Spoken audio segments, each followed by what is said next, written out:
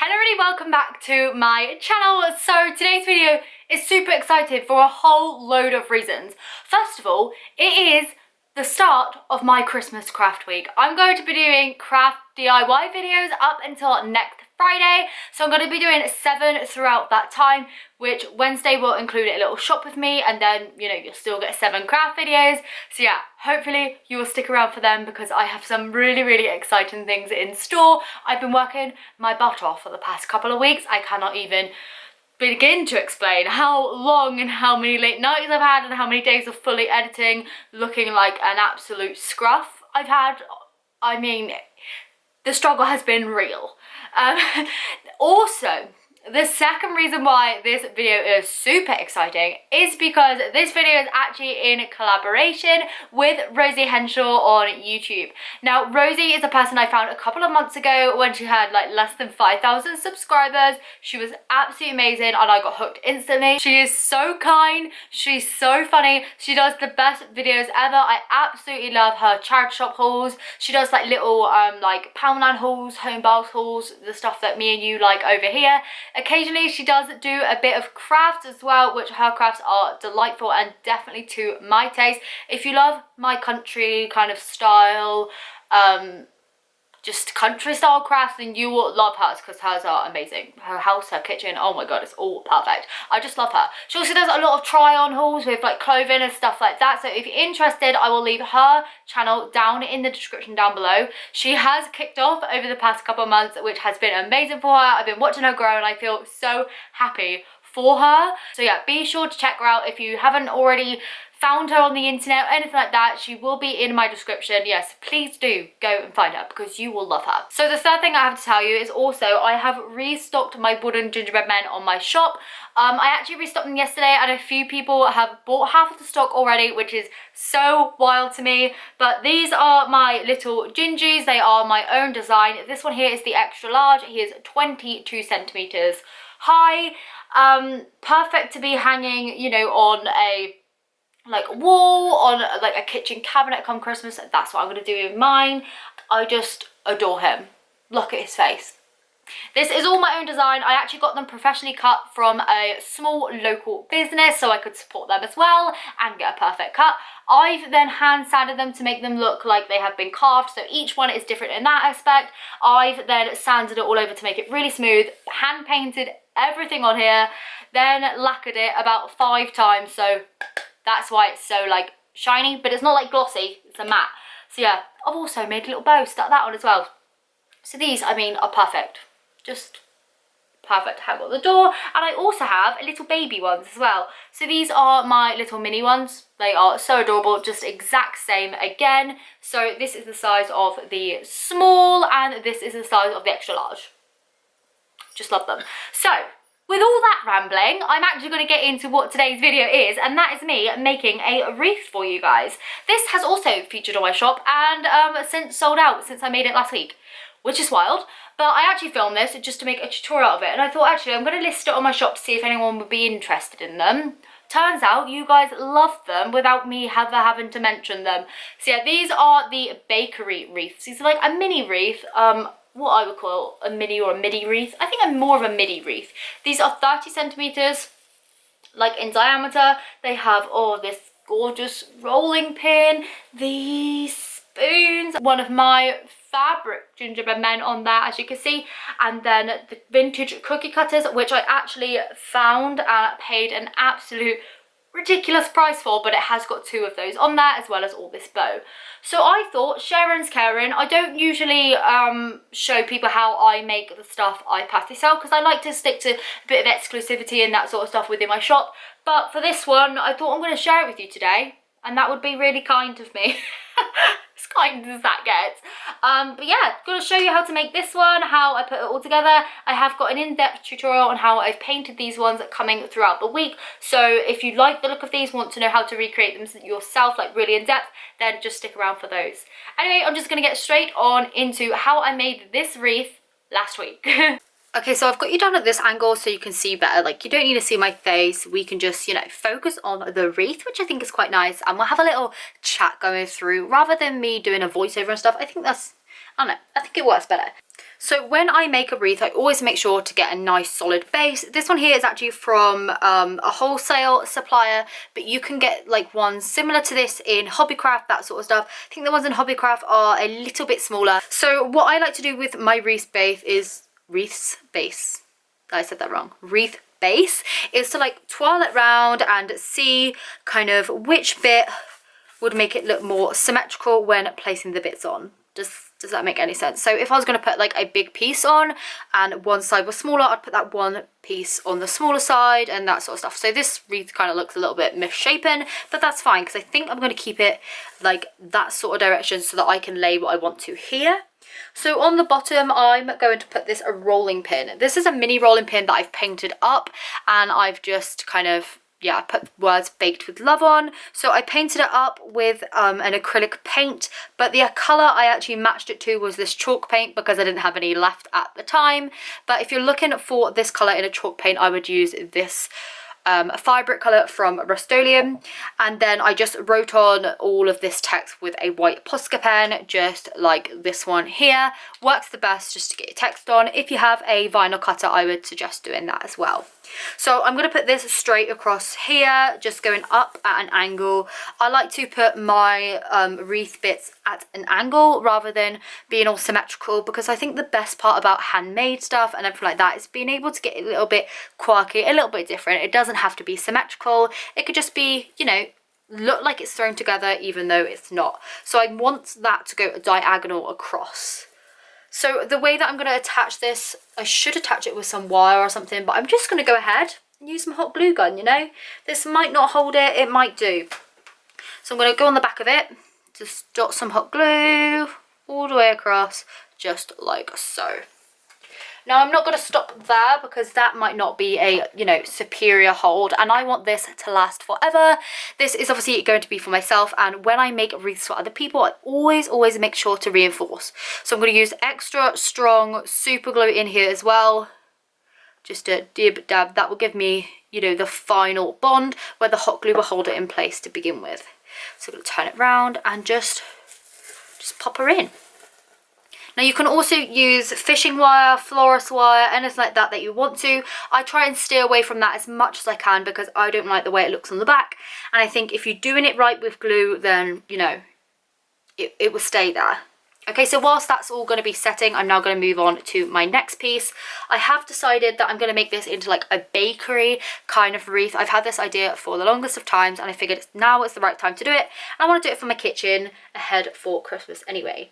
So the next thing I'm going to put on are some wooden spoons, which probably sounds a bit ridiculous. Wooden spoons on a wreath, but like I said, I'm going to make this a bakery theme, and with wreaths you really can just, you know, go wild. It's not really going to fit on there.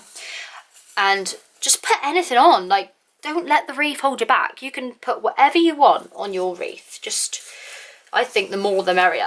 Right, so over here I want a gingy. So from my shop I sell these little fat gingy decorations, so I just got to grab one of mine. You can obviously buy one from my store if you want to, or you can go to any other store, make your own, do what you have to do. So I make these to sell on my shop. Like I said, I've made these for about, I don't know, 4 or 5 years now. I always bring out gingerbread men because I love them. I remember once I sold a bunch of like 100 of them on eBay, and I was there for absolute days making them. But anyway, so I think I'm going to put him somewhere around there. Yeah, so I'm going to pull out this twine loop which I put in so they can become hanging decorations. Buff out the fabric a little bit. Oh, these little stuffings come out there. Chop that off. So just because you have a hanging decoration doesn't mean you can't put it on a wreath. Just chop the little loop off, you're good to go. Look at that, you would never be able to tell. So yeah, I'm gonna just pop him there.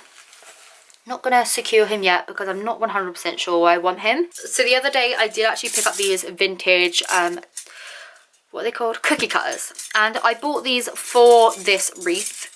Oh my goodness, I absolutely love these so much. I paid a ridiculous amount of money for these. I know I could have bought new ones, but I didn't want new ones, you know. I wanted vintage, I wanted metal, I wanted them to be a bit older looking. Like, these are in really good condition. I like that star. Yeah, so I picked up a whole load of cookie cutters and I'm really, really happy with them. But yeah, did pay through the roof. Totally didn't need to, but we won't talk about that. Oh, that heart is lovely. Oh, I'm gonna have that heart.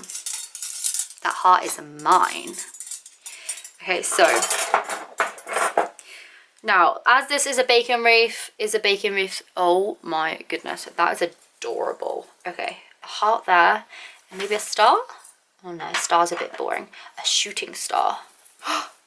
Oh, that is adorable. Oh my goodness. Look at that. They don't stick out very far, do they? Be able to put them in at an angle. I feel like I have to put them in at an angle so that they show up better. Yeah, and I think by the time I put a bow up here, that will finish it all off.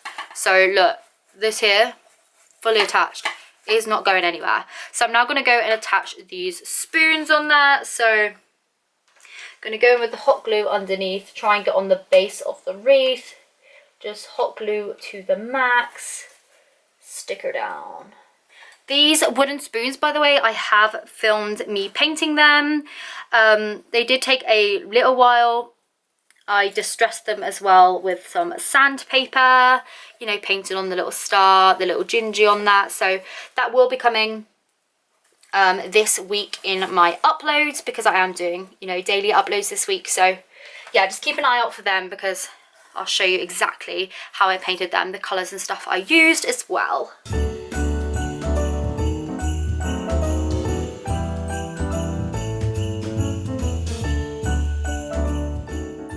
I just love making wreaths. I never realised until like last year that I actually knew how to make a wreath, which is really funny. So now I've actually like implemented it into my shop, where I've been making wreaths for people, and the feedback on them have been amazing. I find that wreaths are so expensive to buy from shops, like they're just overly expensive. Like I sell mine kind of, I wouldn't say they're cheap, because I mean wreaths take so long to make. I don't like to skimp on the supplies and stuff.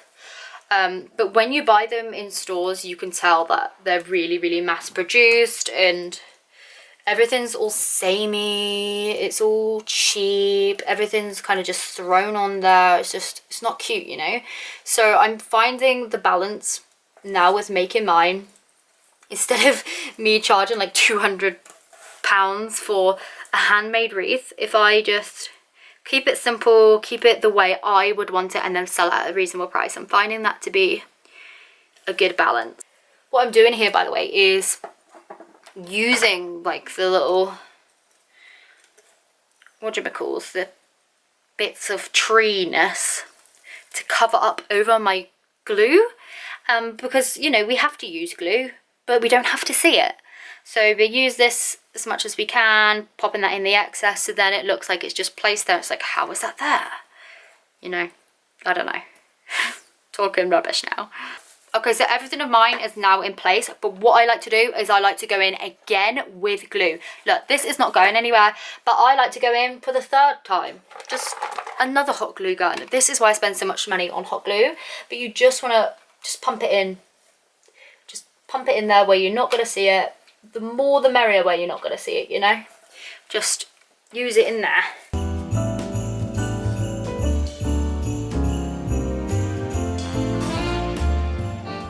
These are why I really, really like these the wreaths, because they're like the wire-based ones. I know the ones in Hobbycraft are wire-based like this as well. That's why I recommend them.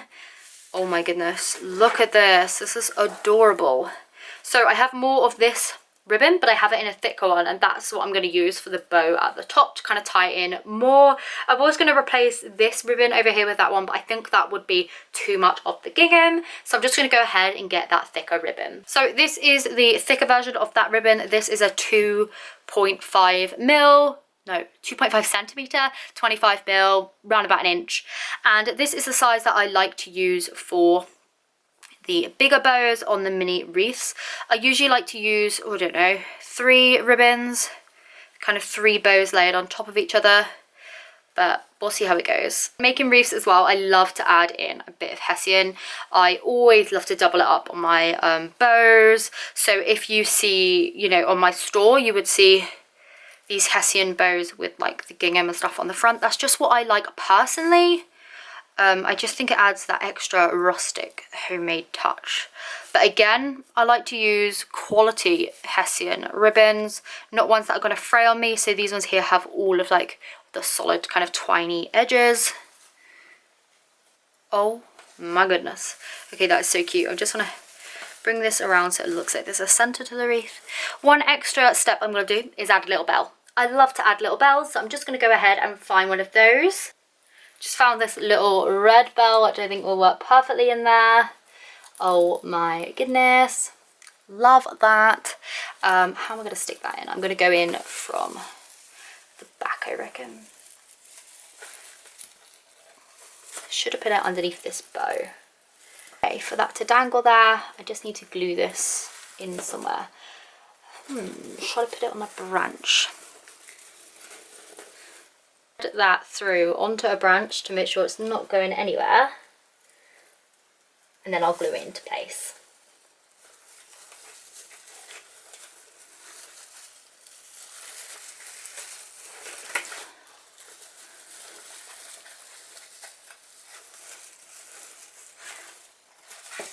Double check it's in the right place.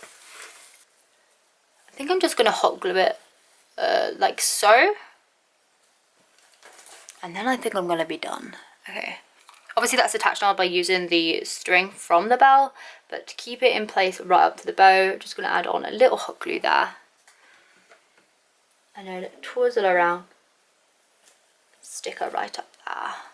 Okay, so that is the end of today's video. I hope you have enjoyed it. Let me know what you think of this wreath, by the way, if you would put this in your kitchen, because I definitely am. I have saved myself this one to put in my kitchen. All orders of these have now been dispatched as well, which is just amazing. Oh, I just love that. So yeah, that one is mine. So anyway, like I said, I hope you have enjoyed today's video. If you did, please do give it a thumbs up. Before you go though, please do make sure to go and check Rosie out in the description. I really appreciate her collaborating with me on this video, and she knows how much I love her, so there's that. Thank you so much, Rosie, and yeah, I hope you all have a fantastic weekend ahead if you don't tune back in tomorrow.